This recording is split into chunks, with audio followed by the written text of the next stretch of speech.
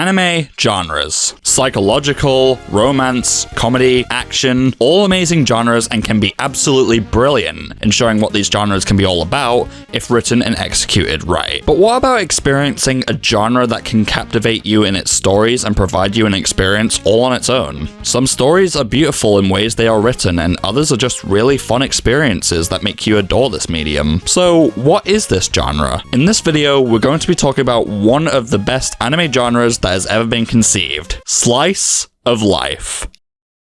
Yeah. Now, I say slice of life is a genre, but the way I see it, it's more like an umbrella term to me. As in, the stories the category encompasses fall under several other genres, including its own. So it seems at a first glance that it might be a little difficult to really crack down on what slice of life truly is, much in the same way shonen tends to do. Now, I know big action shonen meatheads are gonna turn up and say, slice of life? More like slice of mid, and then act surprised as they get burned at the stake. Not literally. Don't worry, we all know that we don't have the facilities for that. Instead, it leads to this ongoing argument between action-based series fans and slice of life fans over which genre truly reigns supreme. Now, I like both kinds equally, to be honest, and while I admit action does tend to have a lot more action, go figure, I can also argue that slice of life has just about as much fun and enjoyment value as action-based series do. How exactly does it, though? Well, with that, I feel like it's time to discuss why I feel slice of life is truly a brilliant genre all of its own. First, let's start with what slice of life anime has to offer.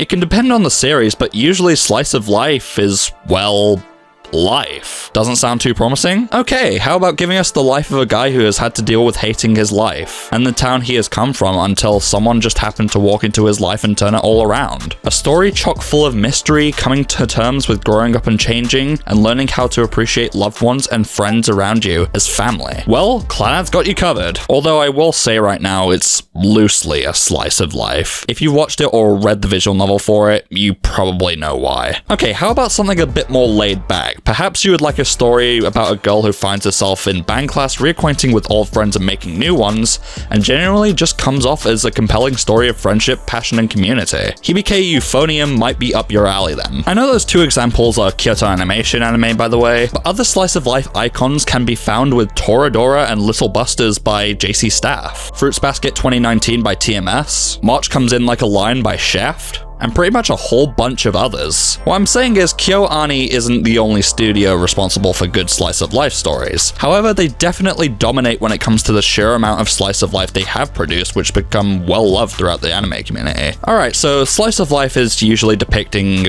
life, and some of them do have compelling stories. Okay, so what is it about these stories that makes it so special? Well, first, to know that, I had to ask some people. First thing I want to ask you is, what would you say is, kind of the defining trait of slice of life, or more to the point, what would you say is the one thing within slice of life to you that you think makes the genre as a whole special? I think most of the characters, from character design to their personalities and stuff, are they fun to watch from the day-to-day basis? I think honestly, the people, the friendships that are formed there, just the bonds that people have with each other, even if it's not in any romantic way. There might be their ups and downs, but sometimes problems can be solved. Yeah, so you're there for interactions essentially.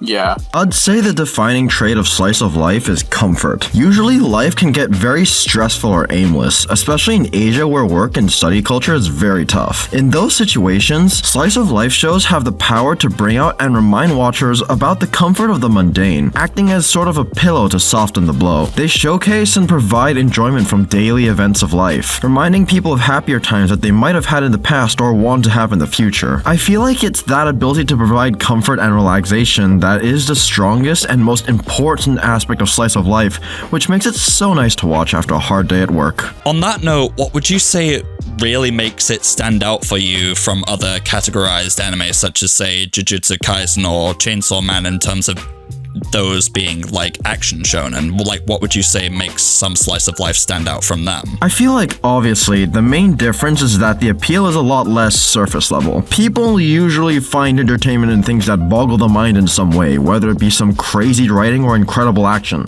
Slice of life doesn't really have any of that. Instead, it aims to elicit enjoyment from very simple things, events that you can see happening to yourself or adjacent to in your life. Slice of life shows aim to appeal to those who want to be brought back to the ground and enjoy what's around them. The simple things, you know? I think that some slice of life that are still slice of life but don't follow the typical formula probably would be definitely like out there compared to the others. Like, for example, I guess horimiya, when it came out, like, a lot of people really were into horimiya, and I feel like horimiya was definitely a slice of life anime.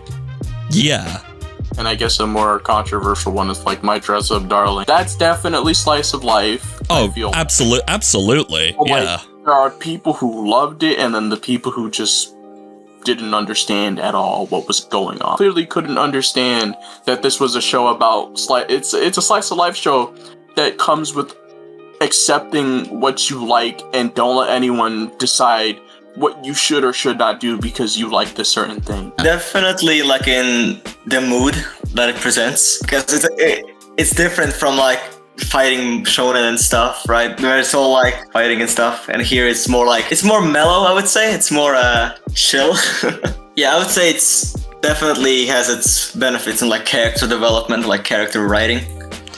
Oh, definitely, yeah. When I read now Chainsaw Man Part 2, it's very much character driven more than like action anymore. All about like these characters and like what they think and how they think from like kind of day-to-day basis. And like it's good to like mix both of them, like mix like action shonen with some like, you know, slice of life elements here and there. Like it's good to like have like a mixture of both of them. Like you get all these comments of people just saying something along the lines of, well, slice of life is mid, there's no merit to really watching it, and you don't really have as much fun as you would with an action shonen. Like in what capacity would you agree or disagree with that statement? I mean, I get it. Like, slice of life is literally just that. And you wouldn't really expect to see that much action from such a thing. But it's like, if it's not for you, it's not for you. Just don't watch it. Don't shit on everyone else's opinion on it, though. The problem is, right, when people say shit like that about slice of life, they're not gonna get mobbed to the level that you would be if you said that Chainsaw Man or Jujutsu Kaisen was mid. Because I think about that take, and it's like it would not go the other way.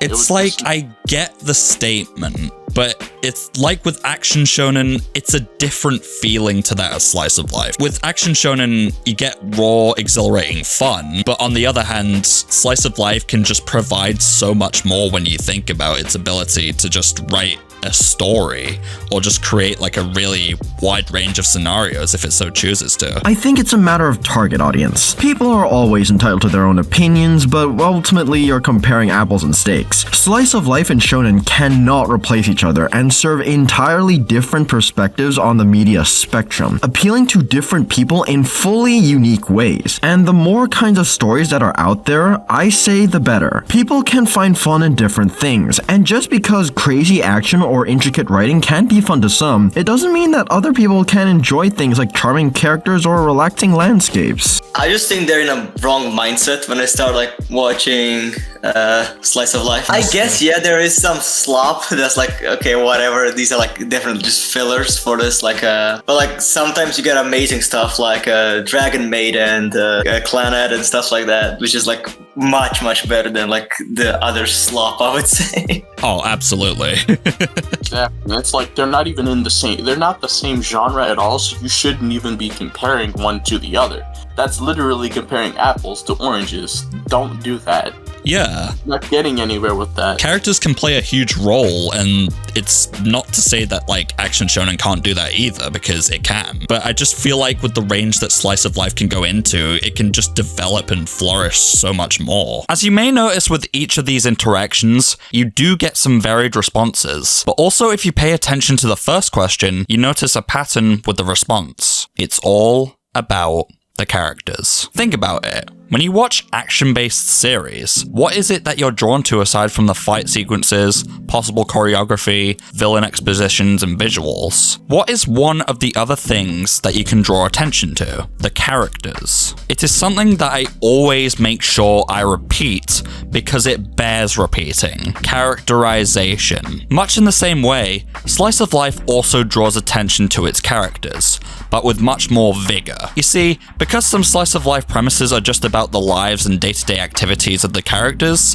rather than mostly just having this set-in-stone premise for a plot with the expectation of an end goal, you rely on these characters to bring you the story that you came for, and most of the time, if done well, they can be some of the most beloved series in the entire medium. Take for example, Majime from The Great Passage. After being hired to work on the dictionary of the same title, he is a little nervous when starting out, but over time, he ends up utilizing his knowledge for words to benefit the progress of the dictionary. So slowly but surely, he is becoming part of the team and getting to make new friends at a small firm, which will eventually lead to him having the courage to ask out a crush of his, who comes by the same residence. Not only does The Great Passage focus on the usefulness of words within modern day society, which is meant to be the purpose of creating a new dictionary, but it also focuses on Majime himself blossoming into a much more open character than how he used to be. And this is done with an anime about creating a dictionary. You can create some beauty out of something most would consider mundane, and that's really the thing I love about The Great Passage. But this can definitely extend into other slice of life anime as well. Again, A Silent Voice is also a good example of utilizing characters like this, as well as Toradora. Video is coming, I promise. And with slice of life especially, it is more akin to that of a situation which occurs in real life, at least more so than action series. It creates more of a relatability factor. It can be a good way into getting to resonate with the story and these characters. Shoya Ishida from A Silent Voice and trying to forgive himself for his previous actions, Manin Kitagawa from My Dress Up Darling for wanting to express her passion for cosplaying, Tamako from Tamako Market and trying to understand where her heart is at, and especially so in Tamako Love Story. There's a certain kind of feeling you get from a character here, something that clicks, and you realize just how much relatability you have with a character. It's something that can bring you to love a character and maybe even therefore a series. Messages told with relatability, and not only that, but messages told with character, and it's this that invests viewers of slice of life anime. The stories it can bring to a viewer through the usage of its characters and captivate them. Again, I didn't say that characters are the lifeblood of slice of life for no reason. The scenes and actions of a character don't even necessarily have to be big in order to be impactful. Again, the most mundane of actions can have the most power if written well, and depending on the series, there doesn't have to be drama, there can just be sweet fun. I feel like slice of life also encompasses most comfort anime as well, because slice of life is also comforting in a sense, all because of what I've been saying about it. Theming can help, characterization is a must, and emotional value can wrap it up in a neat little bow.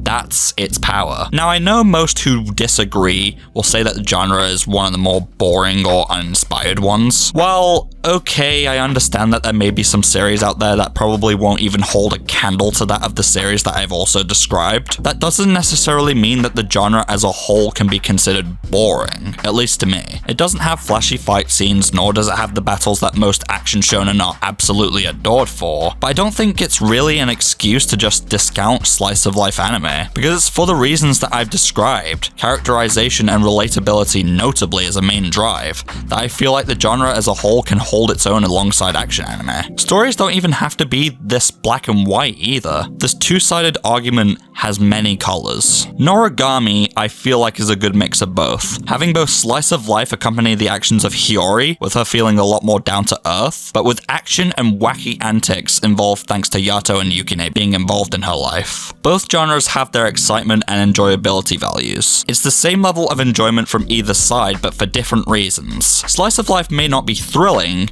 but it provides a gateway into a compelling narrative, with enjoyable characters and comforting themes.